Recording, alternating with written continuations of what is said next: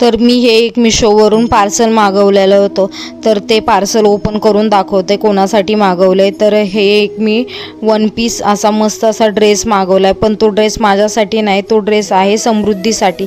तर समृद्धीला बोलले की हे तू घालून बघ की तुला फिटिंग वगैरे येतोय का.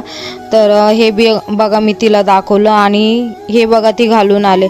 तर ती बोलते मम्मी मी तर बुजगावनं दिसते, एवढं म्हणजे हे दिसत होतं. साईज तर बरोबर मागवलेली पण ते तिला फिट नव्हतं येत, कारण की तिच्या शोल्डरमधून पूर्ण ऑफ शोल्डर होत होतं आणि त्याच्यानंतर ती चेंज करून आली. आणि म्हणजे ड्रेस तर छान होता पण तो तिच्या साईजमध्ये येत नव्हता. तर तिला खूप वाईट वाटलं की मी ड्रेस मागवला आणि मला आला नाही. तर मी म्हटलं जाऊ दे, पुढच्या वेळेस मागवेन ना तर तेव्हा साईज वगैरे चेक करून बघेन. आणि नंतर रात्री मग ती तिच्या एका फ्रेंडच्या बड्डेला निघालेली आणि मस्त असं तिने गिफ्ट घेतलेलं तिच्यासाठी. आणि साई बघा इथे रुसला आहे, कारण की साईला नवीन ड्रेस घालायचा होता, तर मी त्याला नवीन ड्रेस नाही घालून दिला, तर तो बघा कसा रुसला आहे. त्याच्यानंतर थोडंसं असं मस्त मनवल्यानंतर तो गेला.